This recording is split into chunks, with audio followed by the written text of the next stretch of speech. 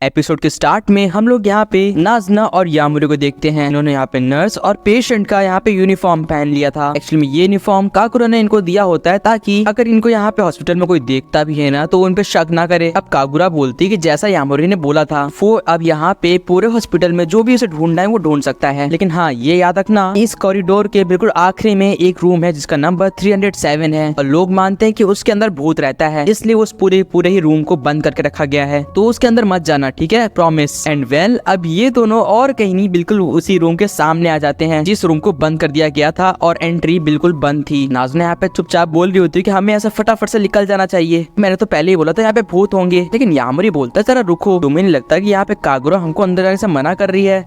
इसका मतलब यहाँ पे कुछ ना कुछ तो ऐसा है जो कि हमें देखना चाहिए। वेल नाज़ना यहाँ पे बात पलटते हुए बोलती है कि जब यहाँ पे कागुरा ने एक शर्त की बात करी थी तो मुझे लगा कि वो उस शर्त के नाते तुम्हारा खून पिएगी, लेकिन ऐसा कुछ भी नहीं हुआ। नाज़ना ये भी कहती है कि उसको ये चीजें करना काफी पसंद है, यानी कि अपनी ही लाइफ को फैंटेसाइज करना, जो चीजें नहीं हो रही है या फिर नहीं हुई है उनको भी इमेजिन करके एक फैंटेसी में जीना। जिसको सुनकर यामुरी बोलता है तो क्या फिर तुम यहाँ पे प्यार को भी फैंटेसाइज करती हो? जो कि सुनकर नाज़ना एम्बेरस हो जाती है और यामुरी यहाँ पे माफी मांगता है। अब ये लोग यहाँ पे गूगल के ऊपर सर्च करते हैं कि इस हॉस्पिटल में क्या हॉन्टेड चीजें हुई हैं, जिसके बाद उन्हें मालूम पड़ता है कि इस दरवाजे से रिलेटेड एक स्टोरी है और वो स्टोरी ये है कि एक बार एक पेशेंट ने किसी यहाँ पे नर्स के ऐसे दिखने वाले भूत को इसके दरवाजे के आर पार जाते हुए देखा था। यामुरी बोलता है कि यार ये तो बहुत ही सिंपल चीज है, ये पक्का कागुरा होगी जो कि यहाँ पे उस दरवाजे के आर पार जा रही होगी और किसी पेशेंट ने उसे ये करते हुए देख लिया होगा। वो यहाँ पे नाज़ना से पूछते है कि क्या उन लोग को अंदर जाके देखना चाहिए, क्या पता यहाँ पे नाज़ना से रिलेटेड उन्हें कुछ मिल जाए वहाँ पे। इसमें नाज़ना बोलती है कि तुम्हें याद तो है ना कागुरा ने क्या बोला था, अगर अंदर गए तो तुम मारे जाओगे, वो भी मेरे हाथों। वो बोलती है कि कागुरा हमेशा से ही ऐसी थी, वो हमेशा से ही ऐसी बातें करती है जो कि थोड़ी बहुत इरिटेटिंग भी लगती है। अब यामुरी बोलते है क्या तुम्हारा हमेशा से मतलब क्या है, क्या तुम अभी की बात कर रही हो? नाज़ना बोलती है कि उसको नहीं समझ में आ रहा, उसके जो दिमाग में आया उसने वो बोल दिया, लेकिन वो अभी की तो बात नहीं थी।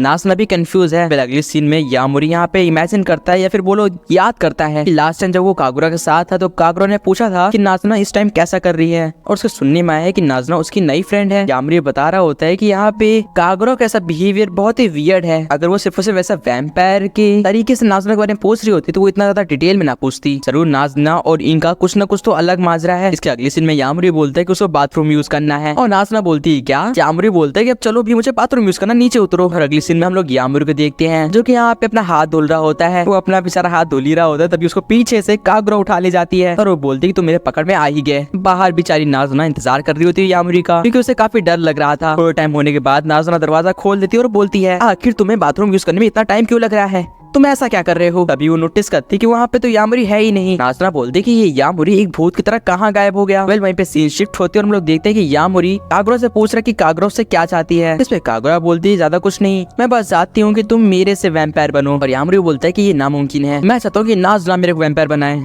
और सिर्फ वही इसके लिए अप्रूव्ड है। वेल एक बार फिर से कागुरा बोलती है तो अच्छा ऐसा है क्या, तो फिर तो नाज़ना ही तुम्हें वैम्पायर बनाएगी। वैसे तुम कुछ नाज़ना के बारे में बताना चाहोगे, उसके हाल चाल कैसे हैं? जो कि सुनकर यामुरी बोलता है कि इसका बिहेवियर बहुत ही ज्यादा वियर्ड है, ये तो बिल्कुल ऐसा है जैसे कि कोई मदर अपने यहाँ पे चाइल्ड के लिए बिहेव कर रही हो। वेल सीन शिफ्ट होता है और हम लोग देखते हैं कि नाज़ना काफी डर रखी है क्योंकि उसे भूतों से डर लगता है। तभी उसको यहाँ पे सामने उसको भागते हुए आते दिखता है जो कि एक भूत की तरह दिख रहा था। इसकी वजह से नाज़ना डर के मारे भागने लग जाती है उस कॉरिडोर में। उसको दिखता है कि सामने वही दरवाजा है जो कि बिल्कुल ब्लॉक हो रखा है, लेकिन नाज़ना अपने आप को रोक नहीं पाती और वो भागते भागते इस रूम के अंदर आ जाती है। वो बोलती कि एक सेकंड, ये तो बहुत ही नॉर्मल सा रूम लग रहा है जहाँ पे एक बिस्तर है और काफी नॉर्मल सी जगह है, कागुरा यहाँ पे आने से मना क्यों कर रही थी? तभी उसको एक यहाँ पे फोटो फ्रेम मिलता है जिसको वो उठाती है और उसमें हम लोग देखते हैं कि यहाँ पे नाज़ना और कागुरा एक साथ सेल्फी खिंचवाए हैं। क्या इसका मतलब ये लोग सच में कनेक्टेड हैं? वेल सीन शिफ्ट होता है और यामुरी बोल रहा होता है कि उसे बहुत ही वियर्ड फीलिंग आ रही है और वो यहाँ पे पूछ ही लेता है कहीं नाज़ना को वैम्पायर बनाने के पीछे तुम्हारा हाथ तो नहीं है? जिसपे कागुरा बोलती है पागल हो क्या, तुम्हारे दिमाग में ये सवाल आया भी कैसे? और ये सुन के यामुरी बिल्कुल शाय हो जाता है और वो बोलता है अरे नहीं मतलब मेरा सोचना गलत था। वेल तभी वहाँ पे नाज़ना भी आ जाती है उस फोटो फ्रेम के साथ और वो यामुरी से बोलती है तुम थोड़ा सा चूक गए यामुरी, एक्चुअली में पूरा सिनेरियो बिल्कुल उल्टा है, एक्चुअली में मैंने यहाँ पे कागुरा को वैम्पायर बनाया है। इस पे कागुरा बोलती कि नहीं तुम भी गलत हो और ये सुनकर नाज़ना भी बिल्कुल एम्बेरस हो जाती है और वो बोलती है अरे नहीं मैं कैसे गलत हो गई? कागुरा बोल रही होती है कि तुम दोनों ही यहाँ पे काफी ज्यादा छोटे बच्चों से बातें कर रहे हो। वेल जायज भी है। वेल अब नाज़ना यहाँ पे उससे माफी मांगती है क्योंकि उसके मना करने के बावजूद नाज़ना नाज़रा उस दरवाजे के अंदर चली गई थी। नेक्स्ट सीन में नाज़रा अपने बाल खोल रही होती है और बोल रही होती है कि इन्हें बांध के रखना काफी इरिटेटिंग लगता है, क्या कागुरा उसके लिए उसके बाल बना सकती है। तभी उसे काफी वियर्ड फील होता है और वो बोलती है कि मैं ये चीजें कागुरा से क्यों बोल रही हूँ, क्या कागुरा तो मुझे पहले से जानती हो जब मैं ह्यूमन थी शायद से। वहीं पे सीन शिफ्ट होता है और अब लोग उसी कमरे में आ चुके थे जिस कमरे में उसने आने के मना करा था। कागुरा अपने हाथ से एक ब्लड की बोतल उठाती है और बोलती है मैं चाहती हूँ नाज़रा कि तुम इसे ड्रिंक करो, कि मेरा ही ब्लड है जो कि मैंने वैम्पायर बनने से पहले इकट्ठा करा था। कागुरा बताती है कि मेरे ब्लड के अंदर या फिर किसी के भी ब्लड के अंदर अगर वो ह्यूमन बनने से पहले का है तो जब उसे कोई भी वैम्पायर पिएगा ना तो उसे यहाँ पे उसकी सारी की सारी फीलिंग्स और थिंकिंग जो भी वो सोच रहा है वो समझ में आ जाएगा।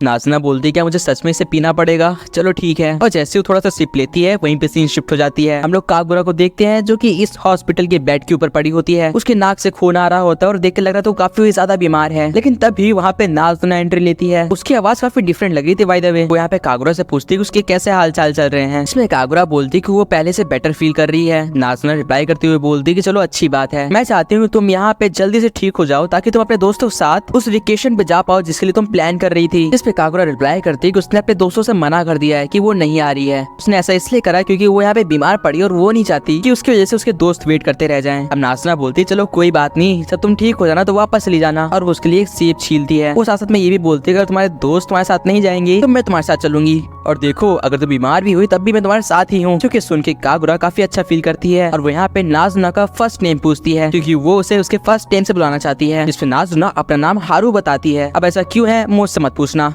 बट अब हम लोग भी इसे हारू बुलाएंगे फ्लैशबैक के लिए। अब कागुरा अपने फ्रेंड्स को कॉल करती है और वो बताती है कि वो यहाँ से काफी जल्दी ही बाहर जाने वाली है, यानी कि डिसमिस होने वाली है। हारू भी यहाँ पे उसे हाई कर रही होती है क्योंकि वो लास्ट दिन इस हॉस्पिटल में रह रही थी। कागुरा बताती है कि अब वो यहाँ से चली जाएगी। उसे इस बात की तो खुशी है लेकिन इस बात का दुख है कि वो हारू के साथ और टाइम नहीं रह सकती। इस पे हारू बोलती है कि चलो फिक्र मत करो, तुम काफी ज्यादा यहाँ पे क्यूट लग रही है उस तरह बोलते हुए। तभी वहाँ पे हारू किसी से बोलती है एक फोटो क्लिक करने के लिए, और ये वो फ्रेम होता है जो की हम लोग बाद में देखते हैं। सीन शिफ्ट होता है और यहाँ पे कागुरा अपने घर आ चुकी थी। वो यहाँ पे तैयार होकर कहीं तो जाने की तैयारी कर रही थी। नेक्स्ट सीन में हम लोग यहाँ पे कागुरा के तीनों फ्रेंड्स को देखते हैं जो कि उसे हाई कर रहे होते हैं। तभी हम लोग देखते हैं कि उनकी तरफ दो लड़के भी चल के आ रहे हैं, ये भी उनके ही फ्रेंड्स हैं। कागुरा पूछती कि ये लोग कौन है, और कागुरा के फ्रेंड्स बोलते हैं कि हमारे कुछ कॉलेज के फ्रेंड्स हैं जो लोग काफी ज्यादा कूल हैं, उनके साथ चलने में काफी मजा आएगा। अगली सीन में हम लोग देखते हैं कि ये सब लोग काफी ज्यादा फन कर रहे होते हैं सिवाय कागुरा के। कागुरा इनके पीछे पीछे चल रही होती है क्योंकि वो बीमार थी और वो इनकी स्पीड को कैचअप भी नहीं कर पा रही थी। एट लास्ट ये लोग एक कैफे आते हैं या फिर वो लोग बार आते हैं जहाँ पे सब लोग बियर पी रहे होते हैं सिवाय यहाँ पे कागुरा की। कागुरा जूस पी रही होती है, उसके बगल में जो लड़का बैठा होता है वो उससे बोलता है कि ये तो काफी क्यूट है, जिस पे यहाँ पे कागुरा बताती है कि वो बियर को हैंडल नहीं कर सकती है। इसके बाद ये लोग उससे थोड़ा बहुत मजाक बनाते हैं कि कैसे कागुरा को लड़के पसंद नहीं है एंड स्टफ, जिसकी वजह से उसे काफी ज्यादा अनकंफर्टेबल फील होता है और वो बोलती है कि वो बाथरूम यूज करने जा रही है। जैसे वो बाहर निकलती है वो पूरी तरीके से बीमार फील कर रही होती है और उसको चक्कर आ रहे होते हैं, जिसके बाद वो वहीं पे गिर जाती है। अगला सीन जो होता है वो यहाँ पे वापस हॉस्पिटल का होता है। कागुरा यहाँ पे वापस आ चुकी थी हॉस्पिटल में और हारू उसका वेलकम करती है। वो बताती है कि तुम्हारे साथ क्या हुआ, चलो अच्छा है कम से कम तुमने अपनी यहाँ पे वेकेशन तो एंजॉय करी होगी। जिसके बाद कागुरा हारू को सब कुछ बता देती है और हारू काफी गुस्से साथ बोलती है कि इन जैसे लोगों को तो मर जाना चाहिए, आखिर वो लोग तुम्हारे साथ ऐसा कैसे कर सकते हैं। अब हारू यहाँ पे कागुरा से बोलती है तो फिर अब ये बताओ कि उन लोगों को मारने कब चलना है, क्योंकि मैं तो नहीं सहने वाली।